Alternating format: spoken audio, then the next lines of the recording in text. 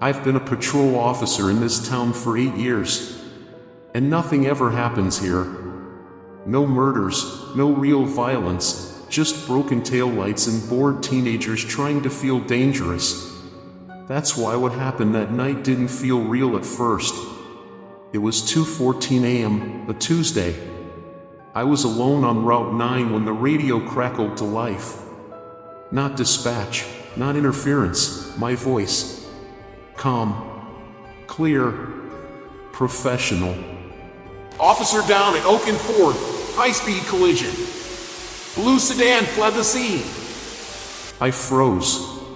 Hearing your own voice when you're completely alone, it does something to your head. But I still drove there. Heart pounding, hands tight on the wheel, trying to convince myself it was just a glitch. The intersection was empty. Dead silent. No wreckage, no cars, just the faint hum of streetlights. It was 2:15 a.m. I waited. And at 2:25, it happened. A blue sedan tore through the red light and slammed into a van right in front of me. Metal screamed, glass shattered, and time felt like it folded in on itself. And in that moment, everything clicked. The officer in that call was me. I was standing exactly where the crash was about to happen. I barely survived. I took a week off. Told the chief it was a concussion. But I wasn't resting. I sat in my apartment for days, replaying that voice over and over again, trying to understand how I heard something before it happened. The other officers stopped by, brought donuts, laughed it off. To them, it was just a bad night. To me, it was something else. I went back on duty that Friday, but the town felt wrong. Not visibly, just off. Like the air had weight to it. Like everything was waiting. At exactly 1 a.m., the radio whispered again. Major disturbance at the old quarry. Suspect is armed and dangerous. Responding officer reports walls are. It paused. Too long. Then, shifting. I didn't want to go, but I was the closest unit. The quarry was empty when I arrived. Completely still. But 10 minutes later, the air started to bend. At first subtle, then impossible to ignore. The limestone walls began to darken, twist, change into something black and reflective, something that didn't belong here. And then a man stepped out of solid rock. He wore a porcelain mask and carried a weapon that looked like glass. He didn't react to me. Didn't even acknowledge me, like I wasn't part of his version of reality. I didn't engage. I left. Fast. A month passed, but things didn't go back to normal. The town looked the same, but it felt like a copy. Colors too sharp, shadows slightly wrong. Then the call came that broke everything. Suspect apprehended at Miller Park. Suspect identified as Officer Elias Miller. Wanted for the murders at the Corps. That's my name. My stomach dropped.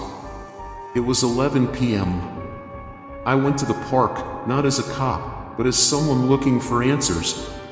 At 11:10, I saw him. Me. But not me. Covered in blood. Face twisted in terror. Eyes too wide, like they were trying to escape his skull. He looked straight at me. It's your turn now! I lunged for him, but he dissolved into static, like a signal breaking apart. And then, the blood was on me. My hands.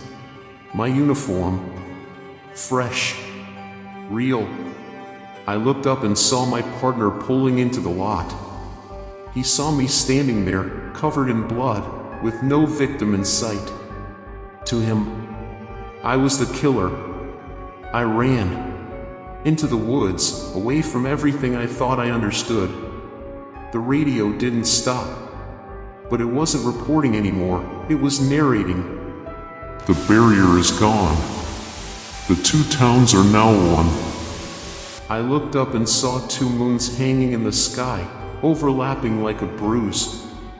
Below me, people began to split. Two versions of everyone, both real, both screaming. And then they were pulled together. Bodies merging, bones snapping into place, movements jerking unnaturally, two lives forced into one. And then, it stopped. Silence. One moon. Normal streets. People walking like nothing had happened.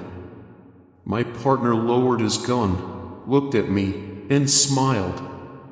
Hey, Elias, you coming to the diner or what? Like nothing ever happened.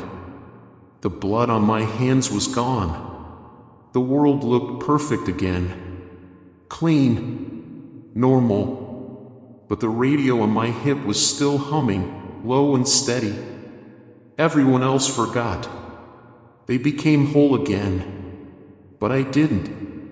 And the radio, it's not just a radio. It's a doorway. And I know now, I'll never be able to close it.